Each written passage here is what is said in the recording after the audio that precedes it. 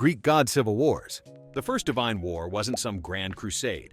It was basically a family dispute over terrible parenting. Uranus, the sky, and his wife, Gaia, the earth, had a bunch of kids. But Uranus was disgusted by some of them. The Cyclopes and the Hecatoncheires, who, by the way, had 100 hands, was so embarrassed he took his L and imprisoned them deep inside Gaia's body, which is just the worst. This caused Gaia immense pain. So she fashioned a giant sickle and asked her other kids, the Titans, "Who wants to help me overthrow your father?" Only the youngest, Cronus, had the guts. The original sin of the gods wasn't pride. It was just really, really bad parenting. Cronus, the new god king, had the ultimate case of daddy issues. A prophecy said his own kid would overthrow him, just like he did to his dad. His genius solution? Eat every child his wife, Rhea, gave birth to. Hestia, Demeter, Hera, Hades, and Poseidon all went straight down the hatch. Rhea was, understandably, not vibing with this. When her sixth baby, Zeus, was born, she decided to end the cycle. She hid Zeus on an island and handed Cronus a big rock swaddled in blankets. Cronus, in his paranoid haze, promptly swallowed it. He really thought he'd dodged the prophecy, but that rock-eating move was the beginning of the end for him. Zeus grew up in secret and was ready to free his siblings. His plan wasn't a frontal assault, it was a prank. He allied with Metis, the goddess of wisdom, who mixed up a special potion. Zeus, disguised as a royal cupbearer, managed to serve the drink to his dad, Cronus. The potion worked instantly. Cronus was hit with the worst indigestion in history and had what we call the Great Regurgitation. He didn't just get sick, he violently vomited up all 5 of his children, Hestia, Demeter, Hera, Hades, and Poseidon, who came out fully grown, armed, and extremely angry. With the siblings freed, the 10-year war for the cosmos, the Titanomachy, officially began. Team Olympus, led by Zeus and his siblings, set up their fortress on Mount Olympus. Team Titan, led by Cronus and his relatives, massed on the opposing Mount Othrys. But this is where it gets juicy. Not all the Titans joined Cronus. Themis, the goddess of law, and her son Prometheus, the god of forethought, literally saw that Zeus had that main character energy and defected. For a solid decade, the war was a brutal, cataclysmic stalemate, with the universe basically getting torn apart. After 10 years of getting nowhere, Zeus realized he needed a new strategy. His grandma Gaia gave him a tip: go free your monstrous uncles from Tartarus. So Zeus descended into the abyss and liberated the Cyclopes and the Hecatoncheires, the 100-handed ones. This move was a total game changer. The Hecatoncheires became the Olympians' personal heavy artillery. Each one could unleash a terrifying barrage of hundreds of massive boulders at once, basically burying the entire Titan army under a rock slide. Zeus won by liberating the monsters his father and grandfather had oppressed. And those allies didn't just bring brute force, they brought gear. The Cyclopes, the other uncles Zeus freed, were master craftsmen and were super grateful. They immediately became the Olympians' personal blacksmiths and forged their iconic weapons. For Zeus, they made the thunderbolts, giving him control of the sky. For Poseidon, they crafted his mighty trident, giving him power over the seas. But the coolest gift went to Hades. They gave him the Kuni, a helmet of invisibility. This meant while Zeus and Poseidon were fighting on the front lines, Hades was just in permanent stealth mode, sneaking around the battlefield causing chaos and taking prisoners. This combo of magical weapons and unstoppable monster artillery finally shattered the stalemate and won the war. The Olympians were the new champs, and it was time to deal with the losers. Zeus wasn't playing. He had the male titans who fought him rounded up and thrown down into Tartarus, the deepest, darkest pit in the underworld. It was the ultimate maximum security prison. But the real twist, the ultimate flex, was who he hired as guards. He appointed the Hecatoncheires, the same 100-handed guys the Titans had left to rot in that prison for ages, as their eternal guards. That's some next-level poetic justice. Most of the Titans got prison, but their field commander, Atlas, got a special punishment.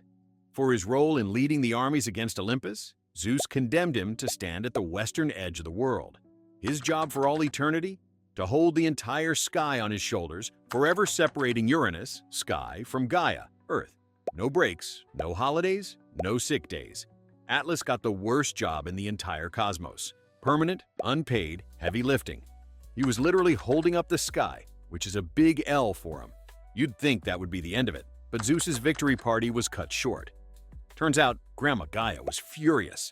She had helped Zeus beat his dad, but she was not cool with him imprisoning her other kids, the Titans, back in her own body. So she decided to get revenge.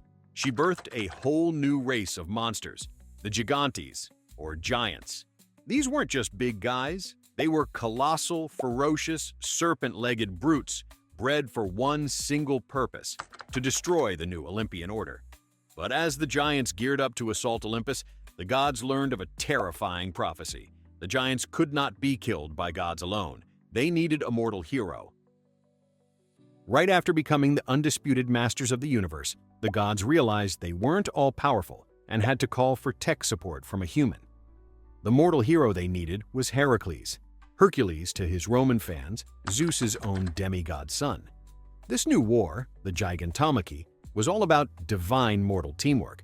The strategy was simple. A god, like Zeus, would hit a giant with a thunderbolt to subdue it. But only Heracles could run in and deliver the final mortal blow to actually kill it. The Olympians finally won, solidifying their rule by proving they could defeat primordial chaos, but only by getting a mortal ringer to help them. With the Greeks having finally secured their power, let's head north to see how the Norse gods handled their business. The Norse War of Unification. The first war in Norse mythology wasn't good versus evil. It was a culture clash, with a heavy side of attempted murder. A Vanir goddess named Gulvi, who was all about magic and fertility, showed up in Asgard, the Aesir's turf. The Aesir gods were all about war and honor. They were obsessed with her gold, but terrified of her magic, which they thought was superseuss and unmanly. So they did the logical thing. They tried to kill her. They stabbed her and burned her. But she just came back. So they burned her a second time, and a third. She just kept respawning. That little execution attempt kicked off the Aesir-Vanir War. The two god tribes were evenly matched, but their fighting styles were totally different. The Aesir, led by Odin, were all about weapons and brute force. Odin literally started the war by chucking his spear Gungnir over the enemy. The Vanir, on the other hand, fought with Cedar, a powerful magic that could bend wills and shape fate, which the Aesir thought was basically cheating. The war raged for years with neither side able to get the win, proving that magic and muscle were equally powerful. After years of this, both sides realized this whole war was pointless and nobody was going to win. It was time for a truce. To make the peace treaty stick, they followed the ancient custom of a hostage exchange. The Vanir sent some of their best gods to live in Asgard, and Njord, the sea god, and his two kids, Freyr and Freya, who became major A-listers. The Aesir, however, tried to pull a fast one. They sent Honir, a god who was tall and handsome but had basically zero thoughts, and Mimir, who was a being of incredible wisdom. The Vanir made Honir a chief, but quickly realized he couldn't make a single decision without Mimir. They knew they'd been scammed. The Vanir were furious about the bad trade. They felt totally scammed. So, in a fit of rage, they seized Mimir, beheaded him, and mailed the head straight back to Odin. This really should have restarted the entire war. But Odin, in a move of pure pragmatism, didn't retaliate. He didn't even send a strongly worded letter. He just took the head, preserved it with herbs and magic so it wouldn't rot, and kept it. He'd whisper to it, and the head would give him secret counsel from beyond the grave. Odin de-escalated a major crisis by choosing cosmic advice over petty revenge. Plus, he got a new, creepy advisor out of the deal. Despite the whole severed head incident, the peace treaty held. To formally seal their new union, the gods did the weirdest ritual imaginable. All the Aesir and all the Vanir gathered together and, one by one, spat into a single ceremonial cauldron. Yes, really. From this collective divine essence, they fashioned a new being. His name was Kvasir, and he was the wisest being in the entire cosmos. There was literally no question he couldn't answer. He was neither Aesir nor Vanir, but the living symbol of their merged cultures, a super genius god literally made of spit. So, the Norse gods merged their cultures into one. But while they were figuring that out, the gods in Egypt were having a very different kind of family drama. The Egyptian 80-year feud. The big Egyptian god war wasn't really a war. It was an 80-year legal drama that started with a murder. The good king Osiris was so popular that his brother Set, the god of chaos, got murderously jealous. Set hosted a banquet and unveiled a beautiful chest, promising it to whoever fit inside. It was a trick, of course. The chest was custom-built for Osiris. The moment he lay down, Set's goons slammed the lid shut, sealed it with lead, and yeeted it straight into the Nile. Then he dismembered the body into 14 pieces, just to be extra. Osiris's wife Isis reassembled him and magically conceived their son, Horus. The conflict that followed is known as the Contendings of Horus and Seth. But it wasn't a war of armies. It was an 80-year court case held in front of a tribunal of the most powerful gods. Horus's argument was simple: I'm the rightful son and heir. Seth's argument was basically, he's a weak, immature child whose breath still stinks of milk, and I'm the strongest. The divine court was totally split. Gods of order sided with Horus. But the chief judge, the sun god Ra, was actually swayed by Set's argument, believing his raw power made him a better choice to rule. This legal deadlock forced them to settle it with a series of bizarre, high-stakes contests. And when we say bizarre, we mean bizarre? Unable to reach a verdict, Set proposed the first of many physical contests. He and Horus would both transform into hippopotami and have a breath-holding competition at the bottom of the Nile. This was supposed to be a simple trial of strength, but Isis, Horus's mom, decided to help. She fashioned a magical harpoon and chucked it into the water. Her aim was terrible, and she hit Horus. Panicked, she tried again and hit Set, but he appealed to her pity, reminding her he was her brother. So she let him go. Horus, witnessing this from below, saw it as the ultimate betrayal and flew into a blind rage. So Horus was absolutely furious at his mom for helping Set. He burst out of the water, flew into the kind of rage only a god can, and chopped off his mother's head. Straight up. The contest just ended in total mayhem with no winner. The god of wisdom, Thoth, had to step in and magically reattach Isis's head. In some versions of the myth, he used a cow's head as a replacement, and that's supposedly the mythical origin for Isis's famous cow horn headdress. It's basically a souvenir from her son's divine temper tantrum. And if you thought that was weird, hold on. This next part is the most bizarre episode in their entire feud. Set tried to prove his dominance over Horus by sexually assaulting him, because in their culture that was a sign of submission. But Horus was not caught slipping. He cleverly caught all of Set's evidence in his hands. He ran to his mom, Isis, who came up with a brilliant counterplan. She took some of Horus's own seed and secretly spread it on Set's favorite food, lettuce. The next day, Set ate his salad, unknowingly becoming impregnated by his rival. At the next trial, Set's seed answered from a marsh, but Horus's answered from inside Set's stomach, proving Horus had actually dominated him. A legal no you. After that epic humiliation, you'd think Set would just give up. But no, he demanded one final contest. The final challenge was a race down the Nile in boats made entirely of stone. Set, being all about brute force, literally hacked the top off a mountain to carve his boat. As soon as he put it in the water, it sank like, well, a stone. Horus, however, once again proved he was smarter. He built his boat from pine wood, but then covered it in a thin layer of plaster to give it the perfect appearance of a stone boat. It floated effortlessly. Realizing he'd been tricked again, Set went full rage mode, turned into a hippo and attacked the boat. But it was too late. The gods had finally seen enough and declared Horus the rightful king. The Hindu creation battle. So while the Egyptian gods were settling things in court, the gods in Hindu mythology were dealing with a different crisis. The Devas, who are the good guy gods, were in an eternal war with the Asuras, who are basically demons. But the Devas got hit with a curse and lost their strength and immortality. Their only hope was to churn the entire cosmic ocean of milk to create Amrita, the nectar of immortality. The job was so huge, they had to form a temporary, super awkward alliance with their mortal enemies, the Asuras, just to get it done. The churning worked. The Amrita finally appeared.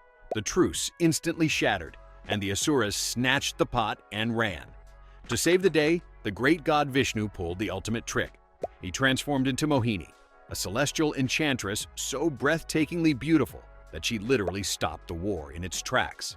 Both sides just froze. The Asuras, totally mesmerized and simping hard, just handed her the pot and asked her to distribute it fairly. She then proceeded to give all of the nectar to the Devas while keeping the Asuras in a trance.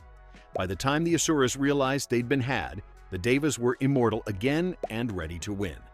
So in that story, war was about restoring balance. But for the Babylonians, war wasn't about balance at all. It was the starter dough for the entire universe.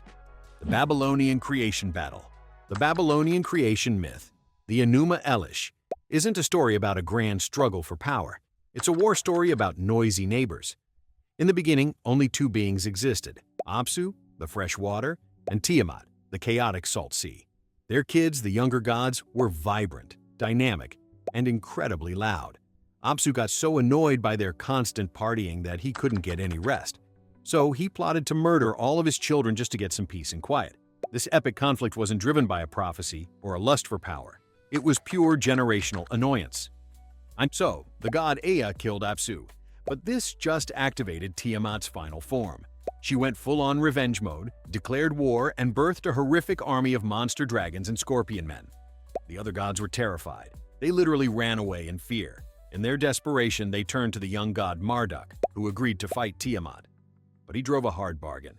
He basically said, "I'll do it if you all swear to make me your new undisputed supreme king. My word is law." Bet the gods were so desperate they had no choice but to agree. This whole myth was basically divine propaganda to justify Babylon's rise to power. Marduk's big boss battle against Tiamat, the primordial chaos sea dragon, wasn't just a brawl. It was pure strategy. The gods armed him with a bow, a mace, and lightning, but his real weapon was the four winds. As Tiamat charged forward, opening her monstrous mouth to swallow him whole, Marduk unleashed his plan. He drove the four winds straight into her mouth. The force of the gale was so strong, it inflated her body like a massive, terrifying balloon, stretching her jaws so she was totally immobilized. Helpless, Tiamat was a perfect target. Marduk fired a single arrow that split her heart, killing her instantly. He didn't just outfight chaos, he outsmarted it. Marduk's victory wasn't just a conquest, it was the start of building the world. He took Tiamat's colossal corpse and used it as the raw material for the entire cosmos. He split her body in two, like a shellfish. He arched the top half to become the sky, and the bottom half became the earth. Her weeping eyes became the sources of the Tigris and Euphrates rivers. Her saliva became the clouds. He then made humanity from the blood of Tiamat's defeated general. In this worldview, the sky, the earth, and us are all just built from the casualties of a divine war. Irish mythological war. In Irish myth, the war for Ireland was basically a high-stakes turf war. On one side, the monstrous native Fomorians. On the other, the magically gifted newcomers, the Tuatha De Danann. The Fomorians' ultimate weapon was their king, Balor of the Evil Eye, whose gaze could literally kill an entire army. Just one look. But the Tuatha De's champion was the hero god Lugh, who also happened to be Balor's grandson. In the final battle, Lugh slung a stone into Balor's deadly eye with so much force it was driven out the back of his head, turning its lethal power on the Fomorian army. A total self-own. The Aztec rivalry. In Aztec mythology, the war is the universe. It's not a single event. It's the engine that makes everything run.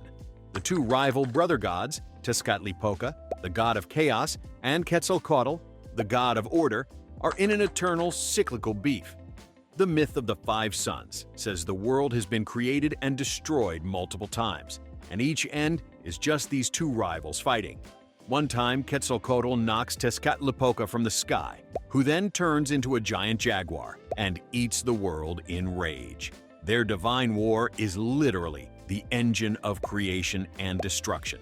So, while those gods were busy destroying worlds, over in Japan, one god was just trying to get his rep back. The drunk dragon. In Japanese myth, the storm god Susanoo was basically the ultimate problem child. He was exiled from heaven for being a terrible, chaotic brother to the sun goddess Amaterasu. He was taking L's. While wandering as an outcast, he agreed to fight Yamata no Orochi, a terrifying eight-headed, eight-tailed serpent to save a princess. But his plan wasn't a heroic fight. He was all about work smarter, not harder. He had 8 giant vats of super strong sake prepared. The serpent arrived, greedily drank from all 8 vats, got roaringly drunk, and passed out. Susanoo then just walked up and hacked the sleeping, inebriated monster to pieces. If you enjoyed this, stick around for the next one. And hey, subscribing wouldn't hurt.